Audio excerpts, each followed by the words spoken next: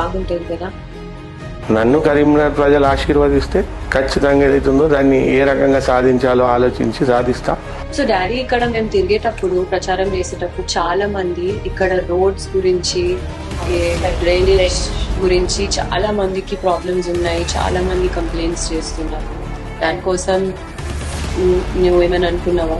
300 కోట్లు ఏదైతుందో ఈ పందికొక్కులు అంటే బ్యాండికూట్స్ అంటారు ఇంగ్లీష్లో, ఈ పందికొక్కులు ఏదైతుందో మేసేయడానికి పెట్టుకున్న పర్సెంటేజ్ 30%. ఇట్లా అయినాక ఎందుకు బాగుంటాయి రోడ్లు, ఎందుకు బాగుంటాయి డ్రైనేజ్లు?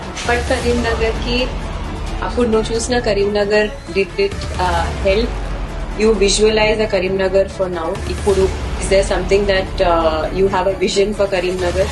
రాసుకునే పబ్లిక్ ఏది అవసరము అన్నది ప్రతి అసెంబ్లీ కాన్స్టిట్యున్సీకి ఒక మెషినరీ యూనిట్ ఇవ్వడం, అట్లా 7 అసెంబ్లీలకు 7 యూనిట్లు, అట్లనే 7 అసెంబ్లీలకు 7 ఓల్డేజ్ హోమ్లు, ఒక నేషనల్ లెవెల్లో one of the best skill development centre, prestigious skill development centre ఒకటి పెట్టాలని, జాబ్ మేళాస్ కండక్ట్ చేసి అన్ఎంప్లాయిడ్ యూత్కు ఆపర్చునిటీస్ క్రియేట్ చేయాలని, 40 మండలాలు ఉంటే 40 మండలాలకు 40 మండలాల టీమ్స్ పెట్టడం, వాటికి ఒక క్యాచీ నేమ్ ఇవ్వడం, వాళ్ళకు కూడా ఐపీఎల్ లాగా టోర్నమెంట్ కండక్ట్ చేసి దానికి ఒక పెద్ద పారితోషికం 20 లక్షల ప్రైజ్ మనీ పెట్టి, డిస్ట్రిక్ట్ లెవెల్లో టోర్నమెంట్ ఒకటి కండక్ట్ చేసి దానికి ఒక 1 crore ప్రైజ్ మనీ పెట్టి ఎవ్రీ ఇయర్ కండక్ట్ చేయడం, మంచి టాలెంటెడ్ క్రికెటర్స్ స్టేట్ లెవెల్లో, నేషనల్ లెవెల్లో, ఐపీఎల్లో ఇండియాకు ఆడేలాగా చేయాలని ప్రయత్నం. ఒక యాప్ పెట్టడం కరీంనగర్ సహాయక్ అని, యాప్ ద్వారా ప్రజల సమస్యలు మొత్తం ఏదైతుందో యాప్ ద్వారా మనము తెలుసుకోవడం, ఆ సమస్యలకు ఇమీడియట్ గా పరిష్కారం చూపడం.